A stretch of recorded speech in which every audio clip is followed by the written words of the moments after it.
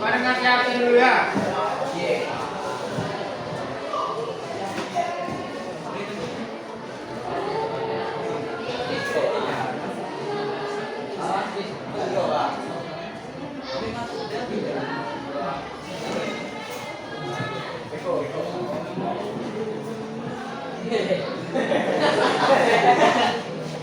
Kemudian dulu, Pandu tanya ya.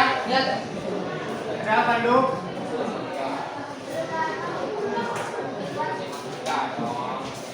Faristi, Andri Zaldian, Andri, Asraf, mana Asraf? Apa ini?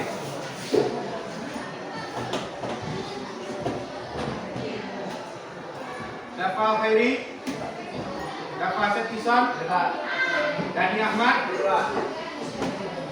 Awak kemarin sama mau berani?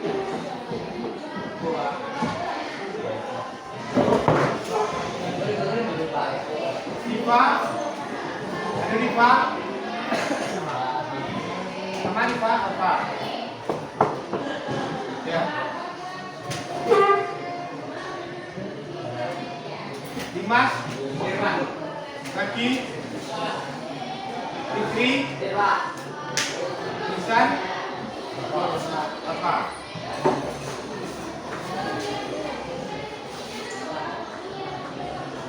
Ilham, Jihan, mana Jihan? Karina, Keiza, Muhammad Farhan, Farel, Ibrahim, Zaidan, Najwa, Najwa,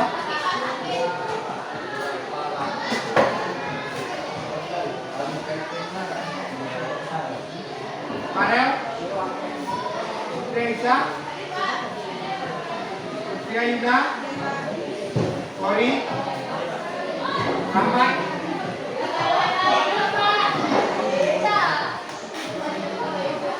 sudah berhenti sih Rahmat? Ramadhani,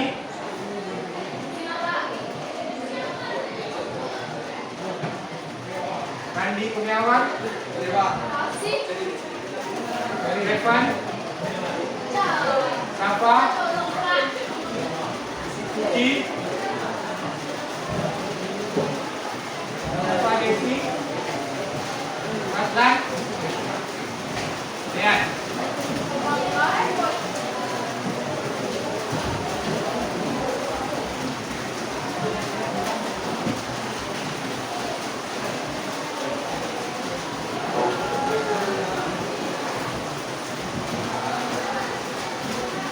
Nah, baik, kita mulai pelajaran kita.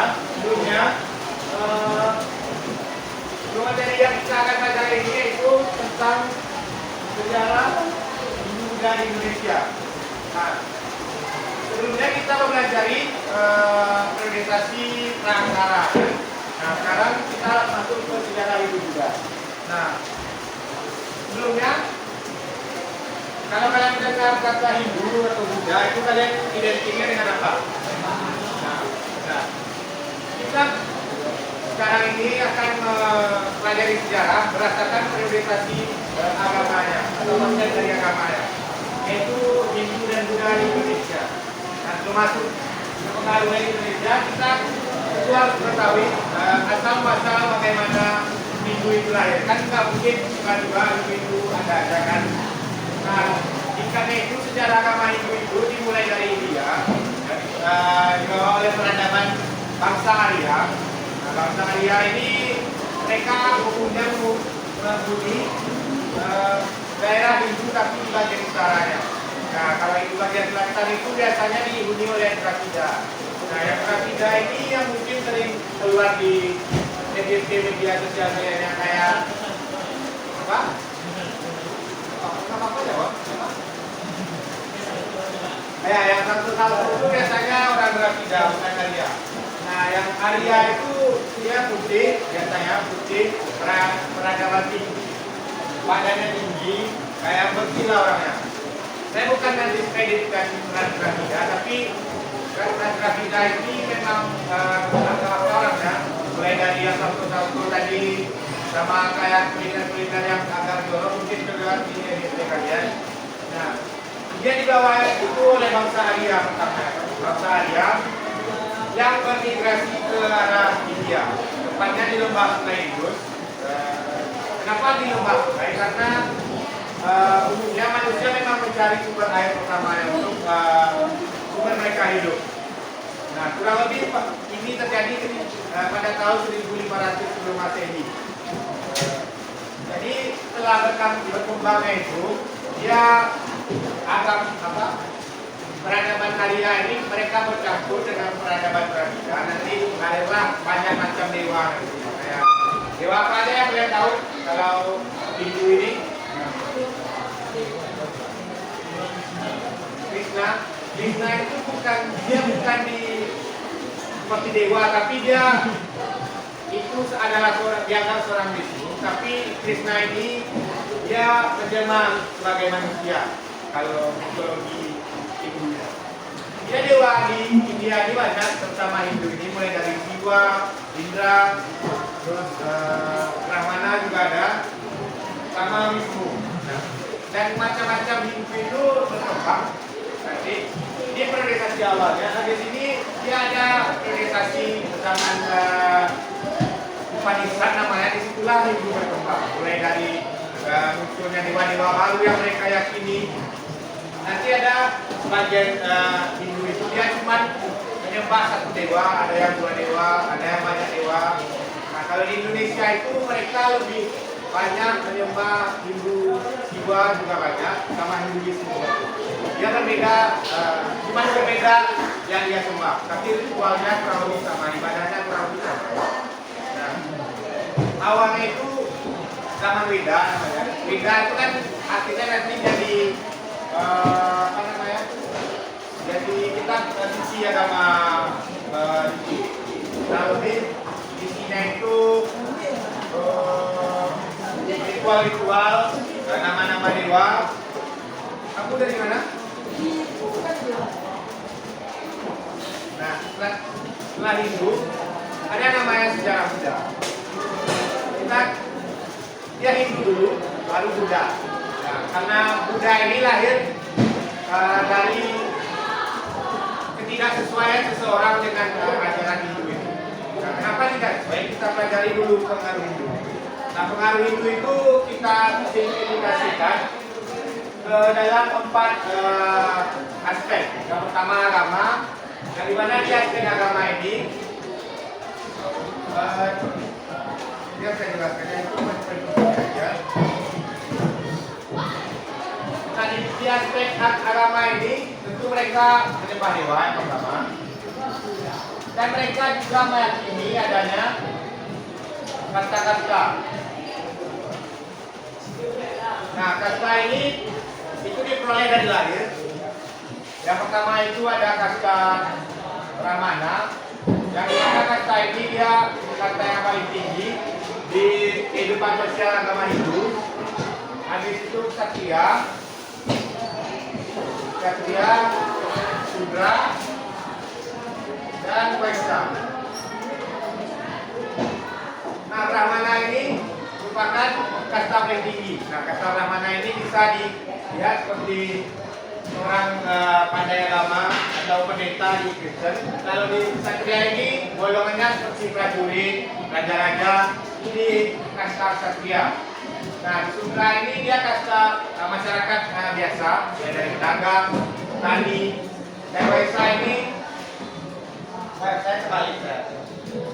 Yang ini Buddha, Buddha ini. Dan Vaishya ini pedagang atau petani. Nah, perlu kalian ketahui, di ajaran Hindu ini mereka tidak boleh nikah beda kasta, tidak boleh. Kalau ada kejadiannya mereka akan menjadi kasta buangan atau yang lebih dikenal dengan kasta paria. Nah, mungkin kalian tahu ada luar HP kalian kasta Dalit. Tahu ya kasta Dalit? Di HP kalian itu. Nah, kasta Dalit itu adalah kasta buangan. di agama Hindu. Nah, di aspek agama inilah yang latar belakangi lahirnya agama Buddha. Di mana ada seorang tokoh namanya Siddhartha Gautama. Dia adalah seorang keturunan raja di India. Mereka atau dia melihat sistem kasta ini tidak adil di kehidupan sosial India atau Hindu. Nah, dia itu melarikan diri ke arah Nepal sekarang dan bertapa di bawah pohon Bodhi, ya. Dan dia merumuskan ada namanya itu Theravada Mahayana, sama dia menganggap Buddha ini adalah bagusnya manusia ini, mereka menghilangkan segala nafsu, entah itu nafsu terhadap lawan jenis, nafsu tentang makanan atau apapun itu. Dan mereka kalau dibilang menyembah dewa, mereka nggak ada, karena ritual-ritual mereka cuma bertapa dan memang nggak ada penyembahannya. Dan lebih Buddha ini bisa dikatakan sebagai cara hidup, bukan agama. Nah, selanjutnya di bidang pemerintahan itu, tentu sama dahulu itu banyak sistem pemerintahan, yaitu berbentuk kerajaan. Nah, biasanya di pemerintahan kerajaan itu, kalau rajanya beragama Hindu, otomatis rakyatnya akan menyembah atau beragama Hindu juga. Begitupun Islam, kalau dia rakyatnya Islam, otomatis rakyatnya juga Islam, dan begitu pula Kristen.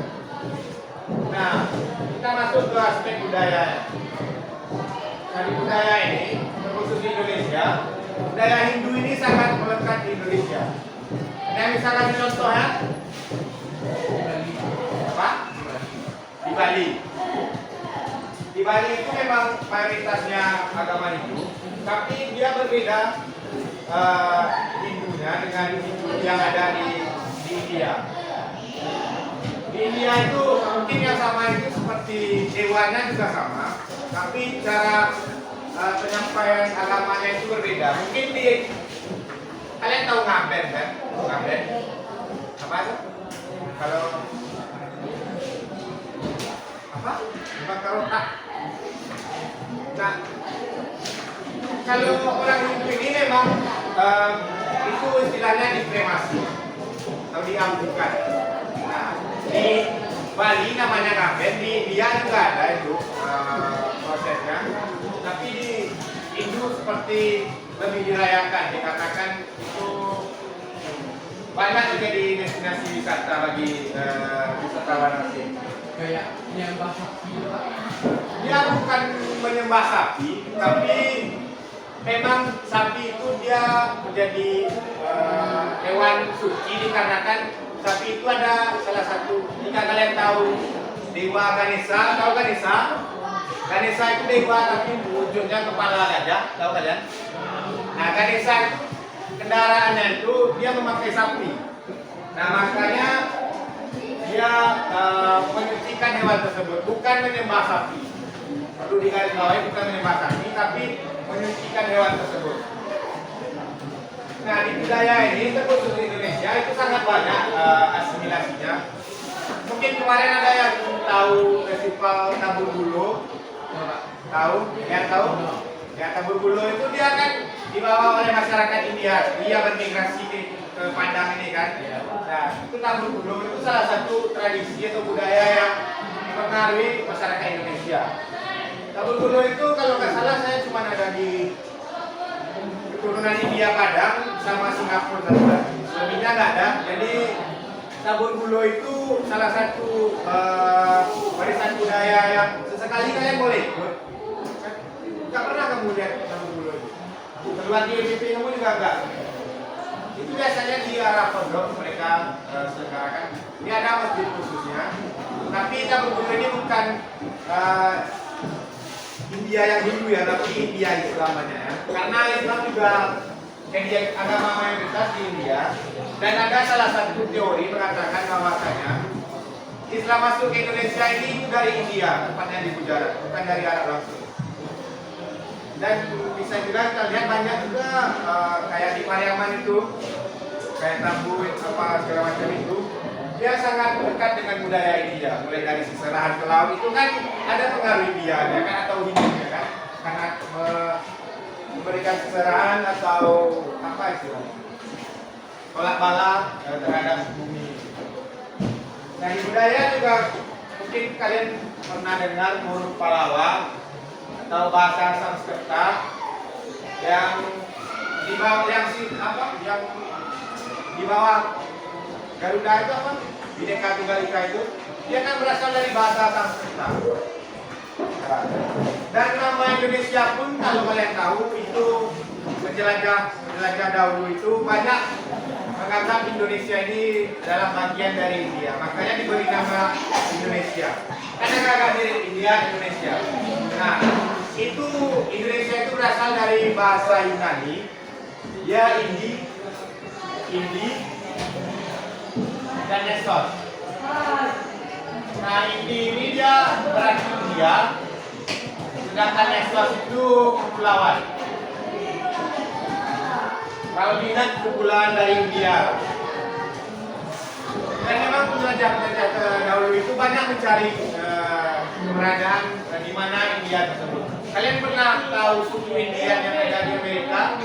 Suku Indian, tahu kalian kan? Ya, orang asli Amerika itu suku Indian. Kenapa diberi nama India? Kenapa bukan Amerika? Kan seharusnya Amerika kan? Nah, jadi sana itu dia penemu benua Amerika, siapa namanya? Ada yang tahu? Penemunya itu memang dia nanti memang Columbus dulu, tapi penemunya itu namanya Amerigo Vespucci namanya. Dia orang Itali. Nah, tapi diindustrialisasi sama Columbus, dan Columbus itu menganggap dirinya sebagai penemu benua Amerika. Nah, sejatinya Columbus itu dia mencari daerah India. Ketika dia mendarat dari laut itu, dari kapal itu, dia menganggap dia bermuaranya di India. Makanya penduduk asli Amerika itu diberi nama India karena Columbus menganggap dia mendarat di India. Nah, selain itu di bidang budaya itu, kalau kalian perhatikan kalender, di bawahnya ada tulisan-tulisan kan, kayak Wage, Mage, Kliwon. Nah itu salah satu penanggalan kedua di dunia ini, penanggalan dari agama Hindu atau India. Itu di salah satu bidang budayanya. Kalau di Indonesia ini juga banyak budaya lain, seperti masakannya itu akan mirip dengan India, mulai dari martabak, tamak telur, kayak rendang, gulai, itu kan dipengaruhi oleh budaya India. Selanjutnya itu di bidang ekonomi. Nah, ini berkaitan dengan nanti bagaimana Hindu ini masuk ke Indonesia. Di bidang ekonomi ini, orang-orang terdahulu itu banyak menjadi kerjasama dengan India. Kerajaan-kerajaan di India tepatnya, entah itu jual beli emas, jual beli perak, ataupun jual beli sutra. Nanti ada namanya jalur, nanti akan kita pelajari di kelas 11 mungkin. Nah lanjut kita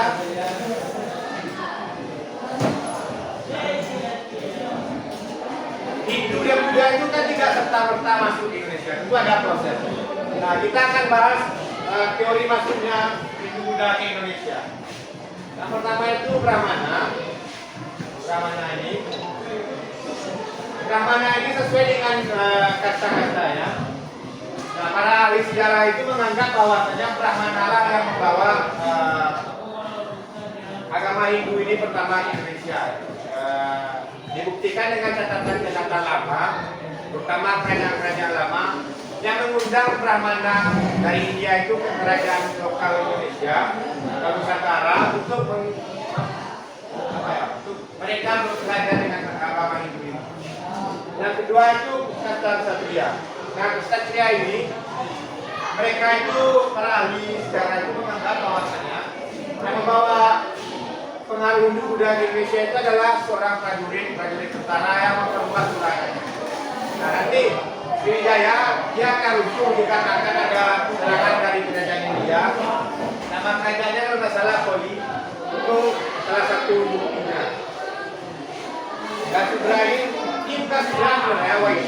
salah, Waisa ini adalah pedagang yang memberikan atau apa namanya yang menyebarkan agama Hindu ke Indonesia.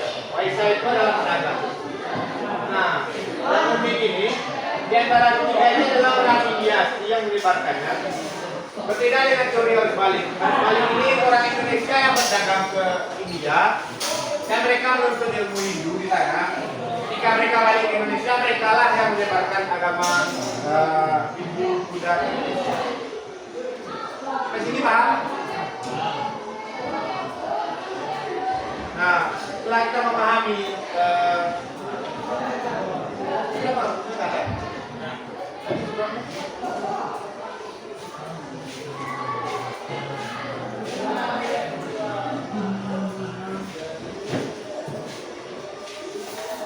nah, lanjut itu tentang kerajaan-kerajaan Hindu Buddha di Indonesia. Sebelumnya nggak ada yang tahu apa aja kerajaan Hindu Buddha di Indonesia, karena kalian nggak mungkin baru belajar kerajaan ini, karena di SD kalian belajar kalau nggak salah saya SD, SMP juga.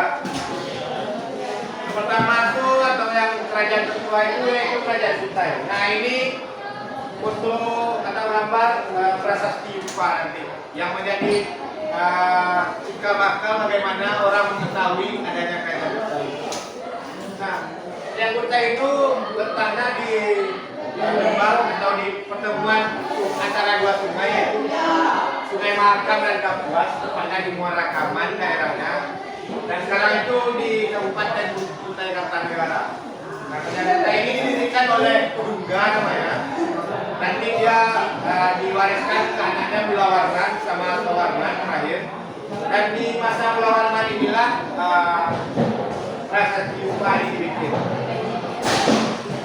Kenapa di masa Mulawarman? Tentu raja-raja itu dia memerlukan legitimasi kekuasaannya. Nah, pada masa Mulawarman ini pada masa Mulawarman inilah pernah di kerajaan Kutai itu melakukan pengorbanan 20.000 ekor sapi. Nah, buktinya di mana? Jadi prasasti Yupa inilah dia memakai huruf Pallawa di prasastinya itu. Nanti saya akan bagi kalian kelompok dengan menjawab beberapa soal ya. Dan kerajaan kedua itu Kerajaan Tarumanegara, letaknya di Jawa Barat. Pendirinya itu Jaya Singawarman, kurang lebih di tahun 358 Masehi. Nah, berbeda, tapi bukan Jaya Singawarman inilah yang menjadi raja terkenalnya, melainkan Raja Purnawarman. Karena mereka banyak melakukan perluasan wilayah sampai kurang lebih seluruh Jawanya. Tapi pusat Kerajaan Tarumanegara ini dia di Jawa Barat. Nah, kita lihat perhatikan gambar ini.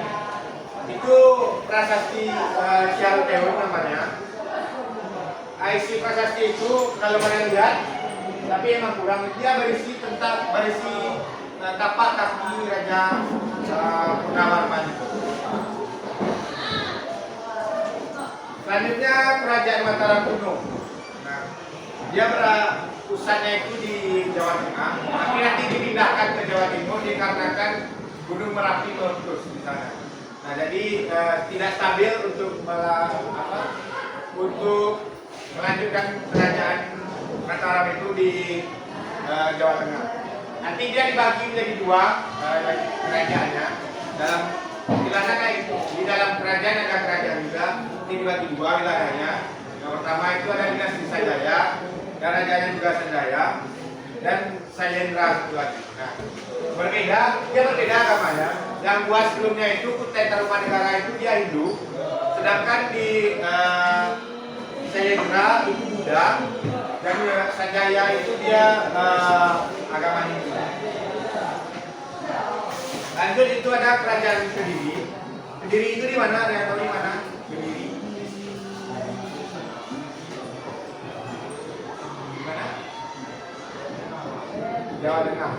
Nah, kurang tepat. Tapi kerajaan Kediri itu dia letaknya di Jawa Timur. Nah, Kediri itu didirikan oleh setelah pembelaan Mataram oleh Erlangga. Dia Erlangga namanya yang menggelar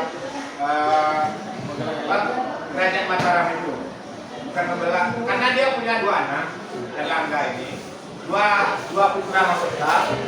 Nah, Erlangga ini dia takut bahwasanya kedua anaknya ini berebut kekuasaan. Nah, jadi dia dibagi dua kerajaannya, kerajaan Kediri satu sama Singosari.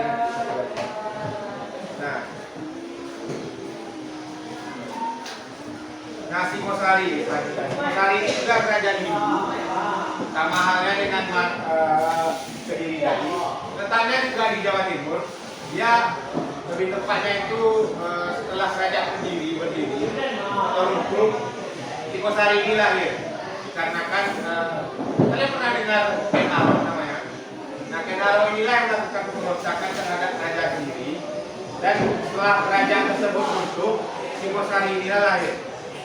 Ini kalau nggak salah namanya Candi Borobudur kalau nggak salah. Salah satu peninggalan kerajaan Singosari.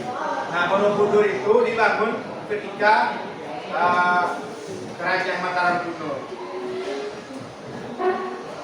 Nah, ini selanjutnya kita beralih ke Sumatera, yaitu kerajaan Sriwijaya. Sriwijaya ini dia agamanya Buddha.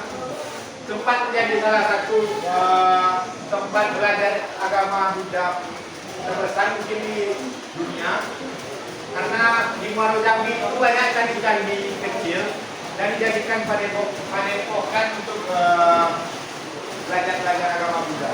Nah, pendirinya yaitu Dapusta yang Sriwijaya. Terus kejayaannya itu di bawah Balaputradewa. Nah, selain Majapahit, Sriwijaya inilah yang mempunyai wilayah yang paling besar. Dia adalah kerajaan maritim terbesar di Indonesia. Tahu kalian kerajaan maritim itu apa? Indonesia ini kan negara maritim. Pernah nggak dengar? Nah, maritim itu yang dimana pada umum wilayah yang dikuasainya itu membentuk perairan. Kerajaan Sriwijaya ini pernah sampai ke wilayahnya itu ke Thailand Selatan, Malaysia, Kamboja, bagian Myanmar, dan sebagian Kalimantan. Nah, Sumatera itu kurang lebih keseluruhan Sumatera itu dikuasai oleh Sriwijaya. Jadi Sriwijaya ini salah satu kerajaan terbesar di Nusantara atau di Indonesia. Dan setelah itu kita akan bahas kerajaan terbesar atau kerajaan yang pernah menyatukan seluruh Nusantara kecuali Papua nantinya, yaitu kerajaan Majapahit, didirikan oleh Raja Wijaya pada tahun 1223. Nah, puncak wilayahnya itu dia di bawah Raja Hayam Wuruk dan didampingi oleh Pati. Pati itu lebih kayak jenderal perangnya, yaitu Raja Mada. Mungkin sangat familiar bagi kalian. Kalau di satu Raja Mada juga ada. Nah, nanti seluruh kerajaan-kerajaan itu ditaklukkan oleh Majapahit itu di Nusantara.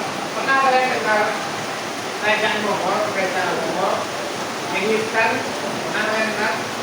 Genghis Khan itu adalah penakluk dari Mongolia. Peradaban-peradaban di karena jatuh di tangan Genghis Khan. Kalau kalian tahu ada yang turun di sini. Mantis, kalian nonton Mantis? Pernah kalian melihat adegan Lohara? Tahu kalian Lohara? Lampu Robin, Nico Robin. Nah, itu sebenarnya diambil kisahnya itu dari penaklukan Mongol di Irak, tempatnya di Baghdad. Kalau di Mantis itu Lohara tempat apa? Nah, tempat semua pengetahuan kan buku-buku di sana kan di Lohara ini. Nah, di Baghdad dulu pernah ada perpustakaan terbesar di dunia di Baghdad. Itu Baghdad itu ibu kota Irak sekarang. Tapi pernah dikuasai dan dikalahkan oleh Sultan Mongol ini, tepatnya oleh Genghis Khan itu sendiri. Dan Genghis Khan itu melakukan pembakaran terhadap perpustakaan terbesar di dunia. Dan jika pun ada buku yang tamat, mereka akan buang ke sungai. Nah, tempat juga dipisahkan, sungai itu berubah menjadi hitam di Irak itu dikarenakan tinta-tinta yang muncul di pusat-pusat tersebut. Nah, jadi insiden Lohara itu yang di Mantis itu terinspirasi itu dari adegan aslinya itu pernah luka genetikkan di badan. Dan karena juga yang terinspirasi dari pertanyaan itu kalian bisa lihat atau nanti ada kayak Oden tahu kalian market. Nah Oden itu kan apa namanya di Wano kan? Wano itu dia kayak diibaratkan seperti Jepang. Jepang itu dulu negara tertutup sebelum restorasi Meiji namanya. Mungkin kalian kelas 12 ya kalian pelajari. Kalian kalau tapi kelas 12 mungkin ada juga kalian pelajari. Nah kerajaan Majapahit ini juga dikisahkan pernah mengalahkan pasukan Mongol ini. Karena Indonesia tidak luput dari serangan Mongol ini, tapi mereka itu sangat pintar untuk mengelak. Dan ada juga disambungkan misalnya dengan adu kabau di Minangkabau ini. Mungkin kalian pernah dengar ada kerajaan lain ingin menguasai daerah Minang ini. Kan mereka nggak mau perang tapi adu kabau kan. Nah ada juga disambungkan kisah ini. Tapi bukti sejarahnya itu kurang kuat. Nah di kerajaan Majapahit inilah Nusantara bersatu. Kecuali mereka tak menguasai daerah yang namanya Kerajaan Sunda. Dia suksesor Kerajaan Pajajaran nantinya. Kerajaan Sunda ini mereka nggak bisa menguasai, bukan karena tidak mau perang, tapi Hayam Wuruk ini memilih untuk menguasai daerah Sunda ini melalui jalur pernikahan. Nah, di Hayam Wuruk ini punya putra namanya Raden Wijaya. Dan dia akan dinikahkan dengan putri mahkota dari kerajaan Sunda, namanya Elsa Pitaloka. Karena Gajah Mada merasa tidak puas nantinya, dia tak mau bahwasanya kerajaan dia menguasai daerah tersebut tanpa peperangan. Karena Gajah Mada ini orangnya idealis. Nah makanya nanti ada insiden perang Paregreg namanya, di mana perang antara kerajaan Majapahit melawan kerajaan Sunda itu. Ketika Raden Wijaya ini mau dijodohkan dengan putri mahkota yaitu Elsa Pitaloka dari kerajaan Sunda. Tapi bukan itu aja, salah satu penyebab untungnya.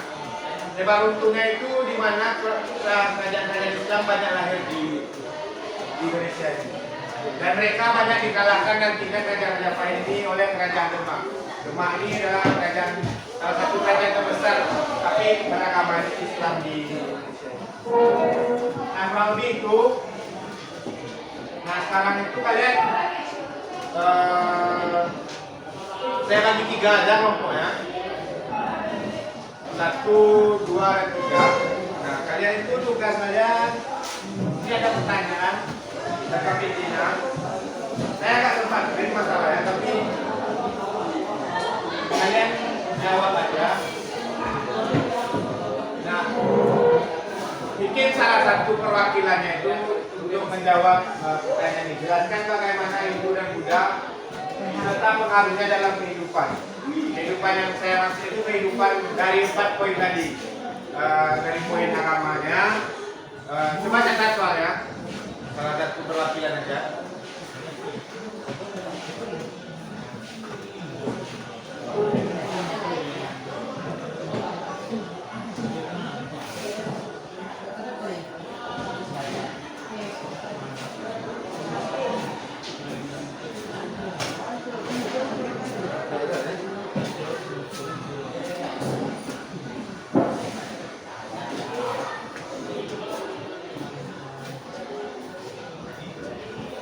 Udah Kang dikeluarkan, ini aja dilakukan boleh.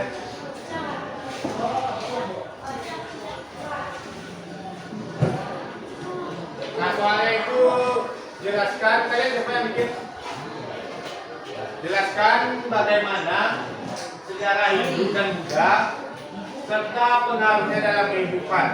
Nah kehidupan ini yang saya maksud, kalian aja ini dulu. Nah, kehidupan ini yang saya maksud itu dalam 4 aspek. Yang pertama, aspek agama, budaya, dan pemerintahan. 3 aja.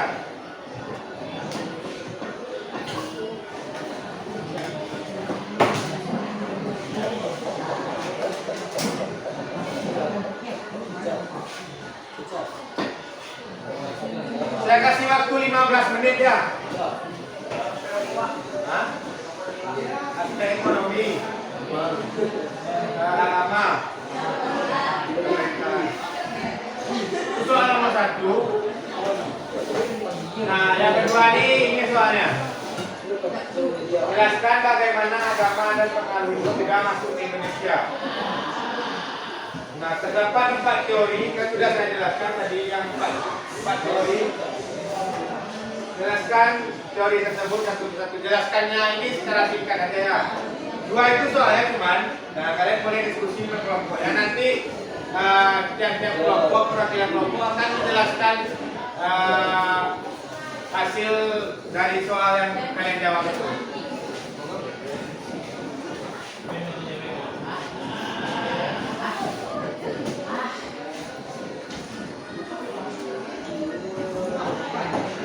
Awak kata mama sudah di. Aku jarang masuk ke sekolah.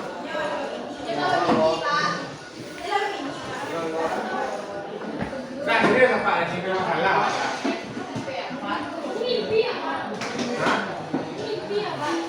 Ada masalah apa tidak? Baca tauran dulu apa tak?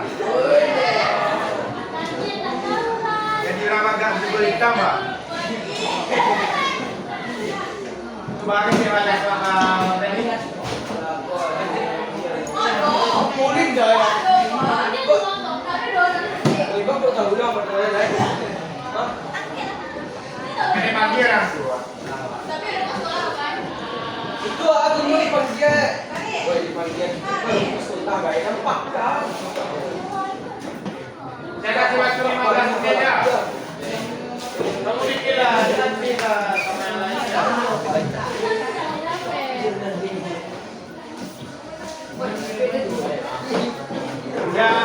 Jam 2.55 ya terakhirnya. 3 aspek. Ekonomi, agama,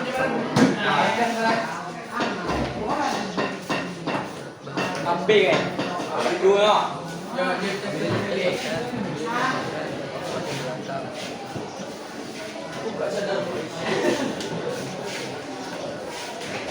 Quello da prima di volermi. Le papier pak.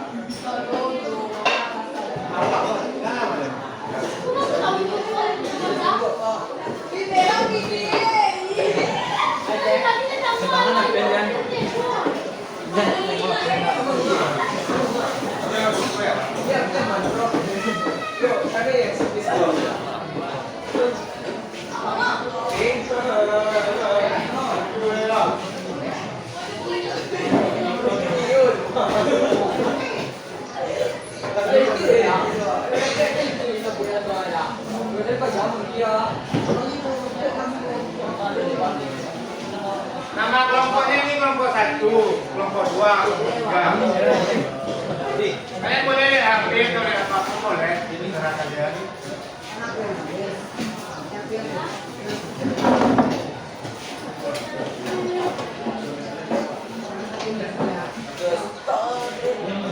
Yang serama,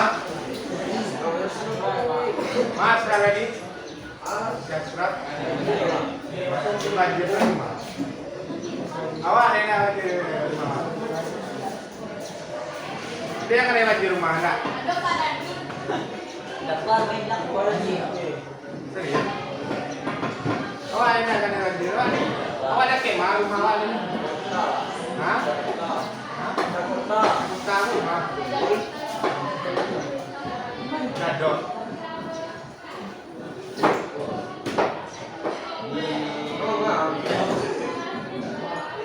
Awak tunggu dulu.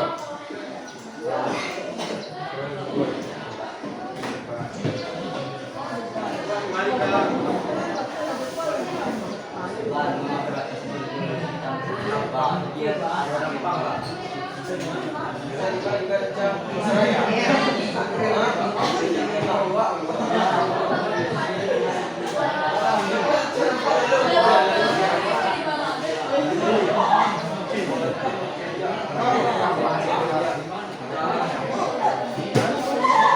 Ada nak ada yang ada itu.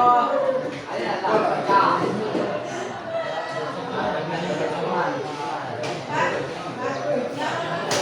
Iya,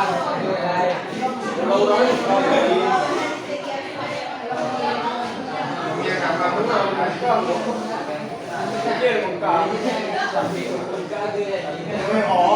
Ada yang channel hari itu dah.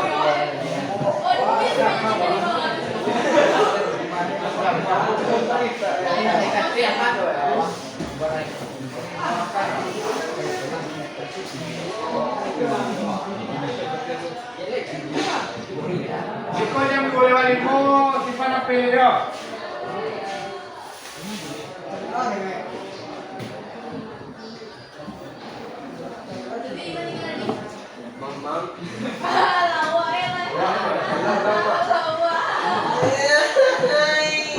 Lamra, dari dulu aku dari sekolah ya. Baru seminggu. Seminggu. Pas hari itu Pak, di sini di sekolah Pak. Jadi sekolah kan. Orang bocil ibu bertemu bapak dan sih pak. Ayo,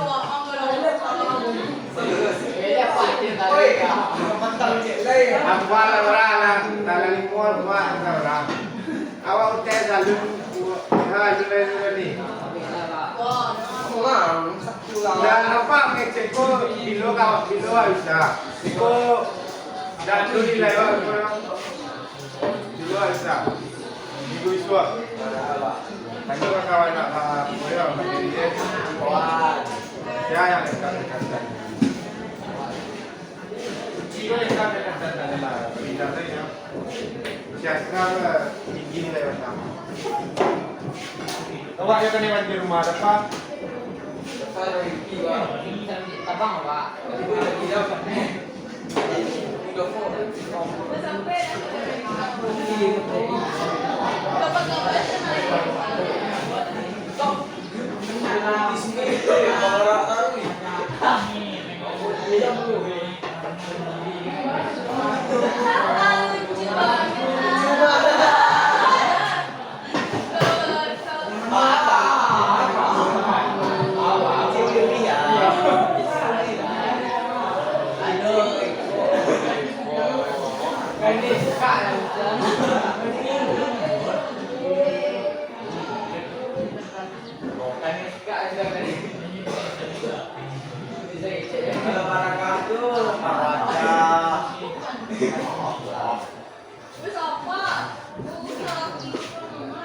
Nanti kalian berdoa sebelum pulang ya. Ini wajib rumah orang. Ini wajib rumah. Awak kan di rumah.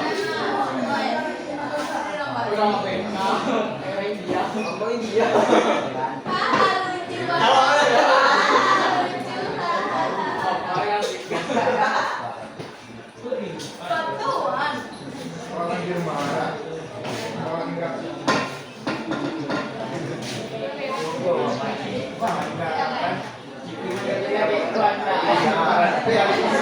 Aman dia apa?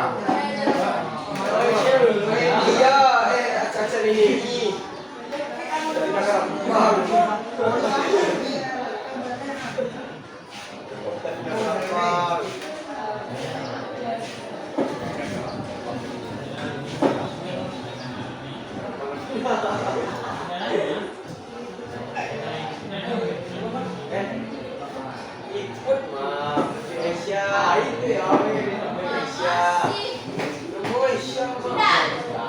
Indonesia Suruh ni lagi ya. Saya sini cerita. Putri Kacar Indonesia undi barang lu ada oh Putri orang suami Pokok Ayu udah mau ibu oh Ayu hey Ayu how are you nah masih lego mau tidak biar kau Dina hey Ayu oi sana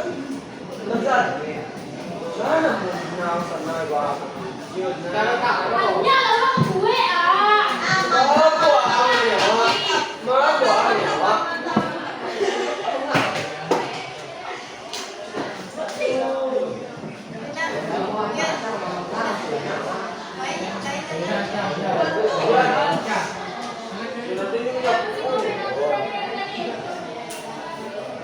Apa dia tuh?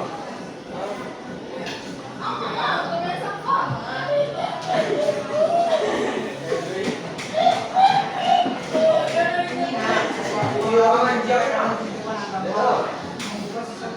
Oh.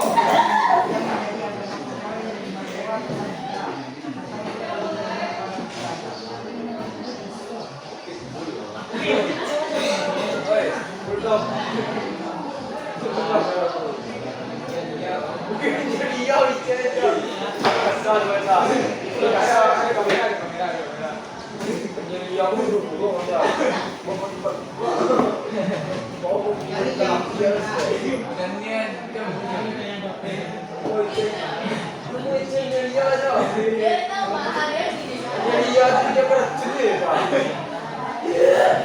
Mirip bengong-bengong ya tentang kawan. Itu gak lain bengongnya sih kawan. Kalau kemarin sudah.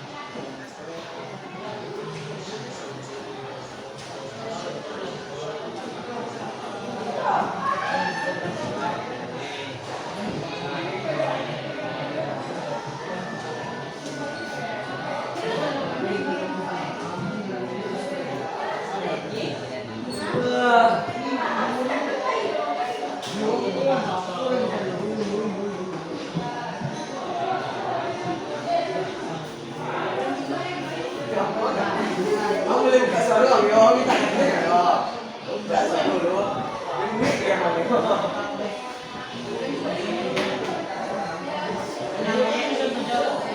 Namanya kerja kompor.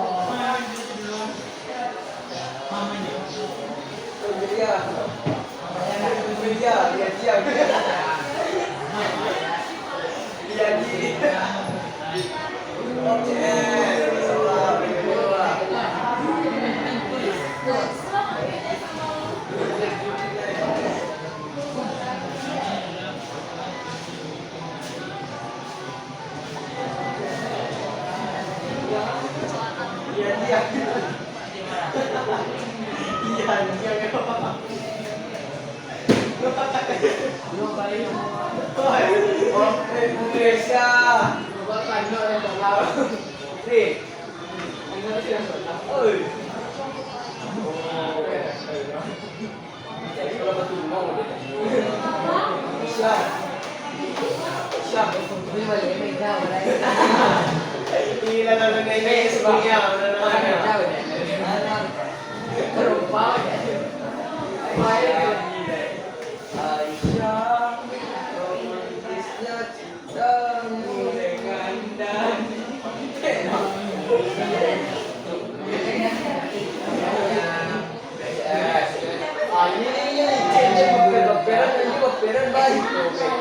Awal kata-kata yang ini jadi bulan Jawa. Awal tidak buat ya, ya. Oh, benar kasuri.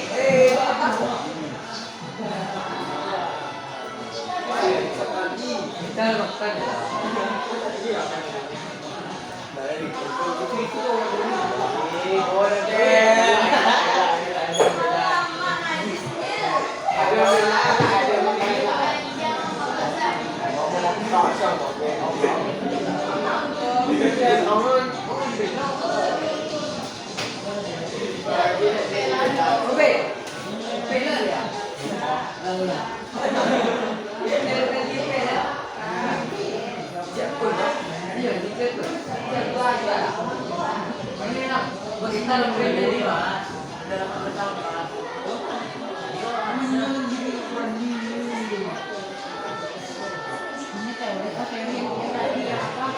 Menit lagi ya.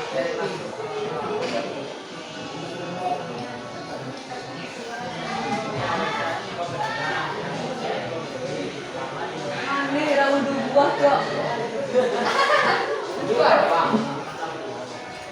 Ambil aja sama.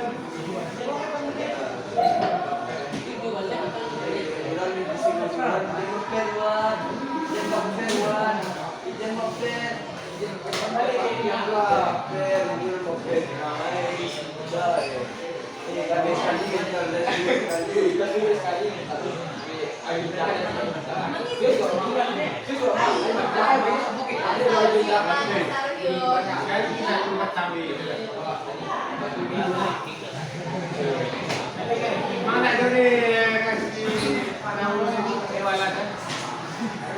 Karena ini kelas gizi ada.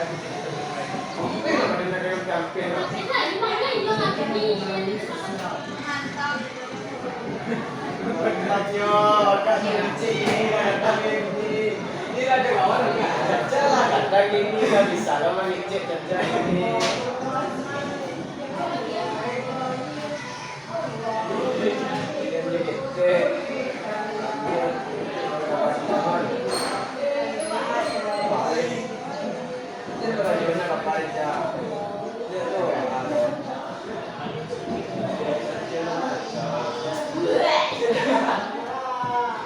Sudah selesai?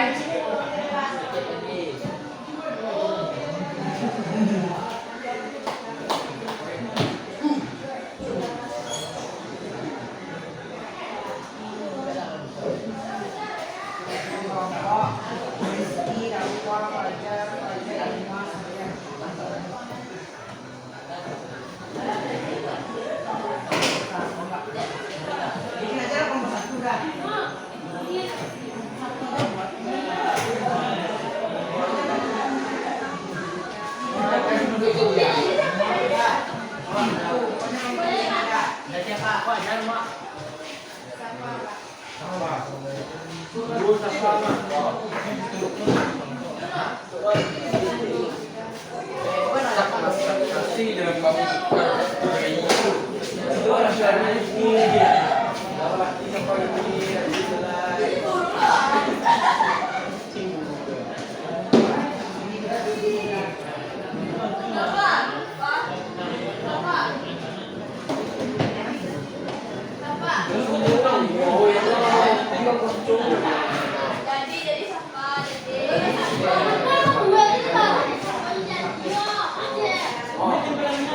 Garam-garam siya, hindi nyo na siya. Jadi ang medyo masino, ano.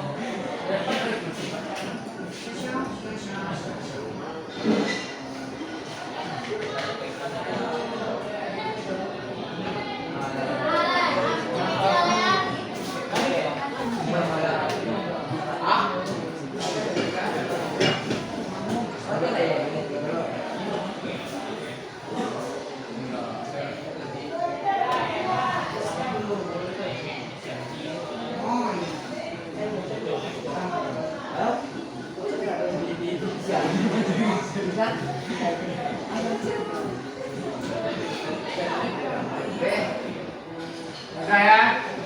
Kalian duduk di tempat masing-masing. Oke.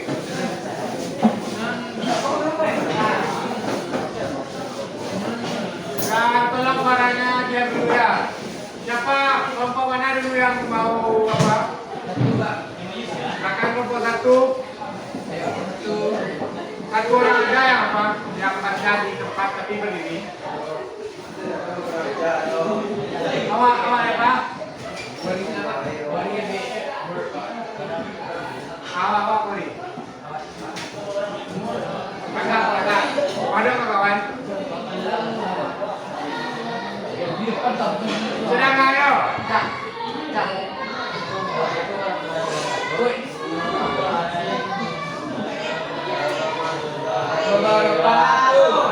Saya akan menjawab dua pertanyaan tadi. Menjelaskan bagaimana sejarah Indo-Buddha tentang kehidupan dari aspek ekonomi, agama, pemerintah. Dari ekonomi, mungkin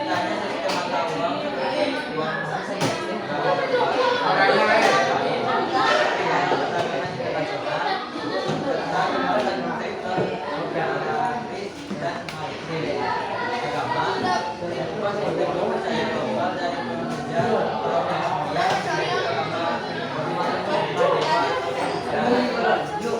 dan membuat nilai-nilai Nanti kamu yang ngobrol. pernikahan membawa perubahan berdasarkan dari sistem pernikahan tersebut menjadi pembahasan. Kedua, jelaskan bagaimana agama dan pengaruh Hindu Buddha masuk ke Indonesia terdapat 4 teori. Jelaskan satu persatu.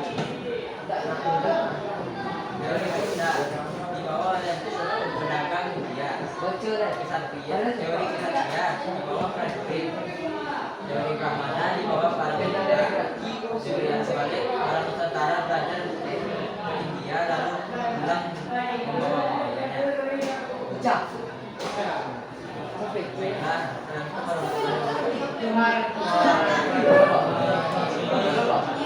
Kelompok 2 lagi, siapa yang mau baca di kelompok 2? Assalamualaikum warahmatullahi wabarakatuh.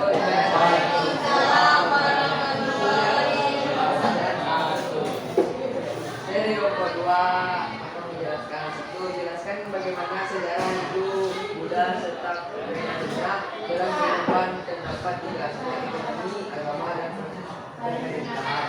Jawaban, ekonomi Hindu, Buddha mempengaruhi masyarakat dan Islam melalui perdagangan dalam Agak keras suara kamu tidak Pak. serta mendorong masyarakat untuk mengembangkan perdagangan sehingga meningkatkan kemakmuran dan kestabilan ekonomi. B. Agama Hindu Buddha mempengaruhi masyarakat Asia dengan memperkenalkan konsep bahan agama dan serta juga mempengaruhi ritual-ritual agama seperti upacara pernikahan dan kematian festival. B. Pemerintahan Hindu Buddha mempengaruhi masyarakat Asia dengan memperkenalkan konsep bagian kerajaan serta juga mempengaruhi sistem pemerintahan dan konsep agama dan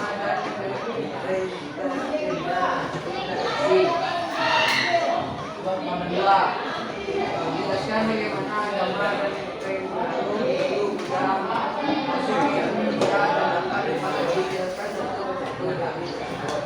Jawab 1. Teori Waisa adalah menyatakan bahwa Hindu Buddha masuk ke Indonesia melalui perdagangan India yang datang ke Indonesia untuk berdagang. 2. Teori Kesatria menyatakan bahwa Hindu Buddha masuk ke Indonesia melalui bangsawan India yang datang ke Indonesia. 3. Teori Brahmana menyatakan bahwa agama Hindu Buddha masuk ke Indonesia melalui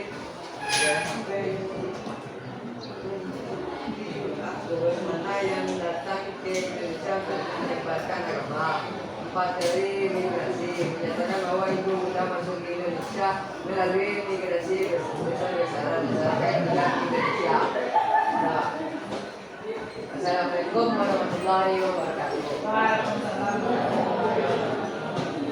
Wah, dan itu kawan Pak. Assalamualaikum warahmatullahi wabarakatuh. Waalaikumsalam warahmatullahi wabarakatuh.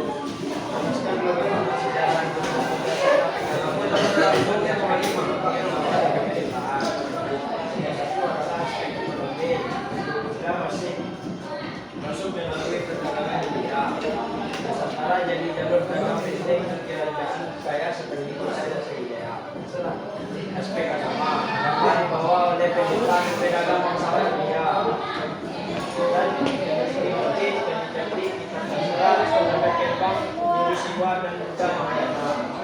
Aspek pemerintahan muncul kerajaan di Hindu Buddha dari Mandala, Sriwijaya dan Majapahit, dan raja juga dianggap sebagai wakil dewa. Soal nomor 2, jelaskan bagaimana agama dan pengaruh Indonesia masuk ke Indonesia dapat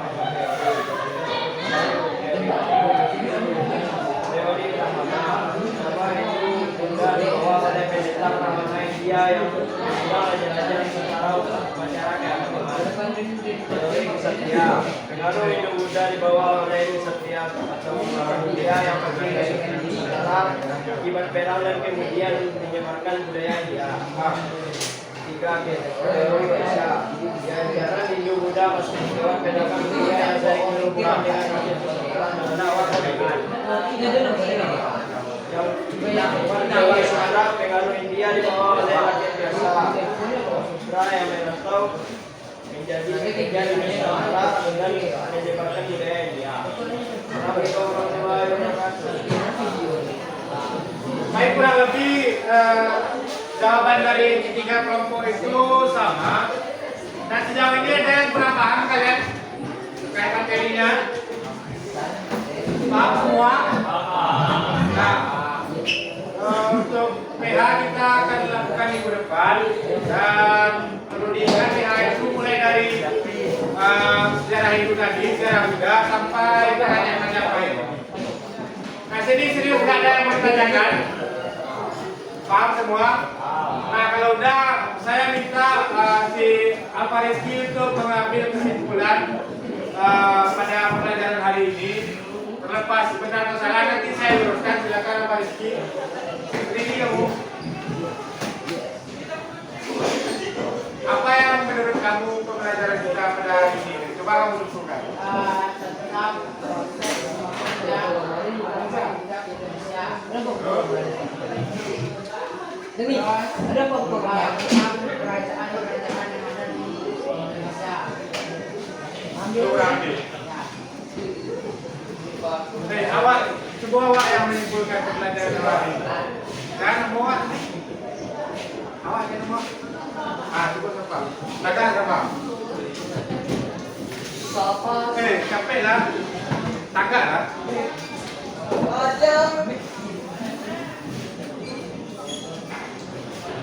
Pandai-pandai awak itu kalau salah, apa luruskan. Menurut awak, kita pelajaran hari ini.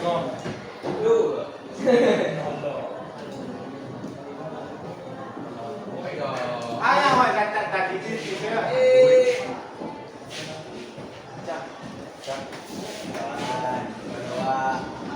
Yang paling baru kawan awak.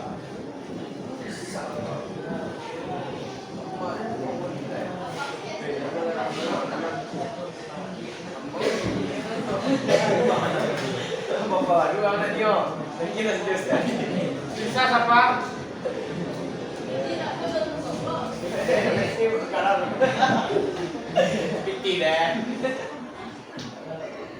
Kepala siapa? Kenapa dia ngomong? Tidak apa-apa salah, nanti saya luruskan kata saya. Coba lah ngomong apa?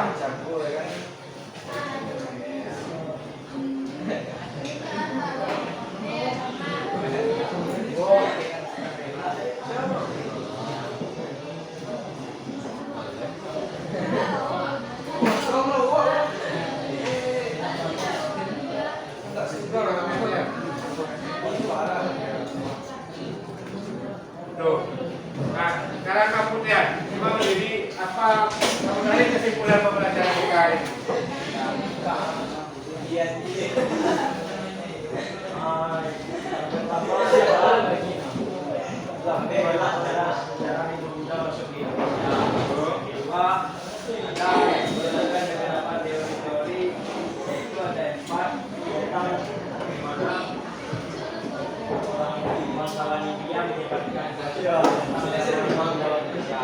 Kurang lebih kan?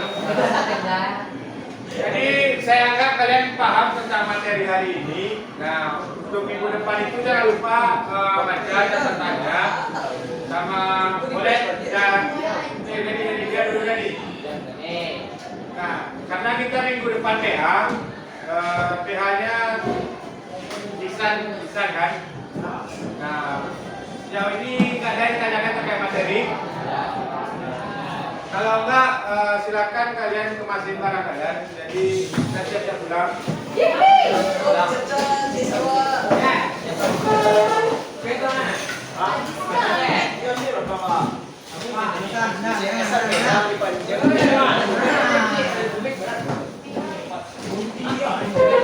Wah, masih tempat, siapkan berdoa lalu pulang.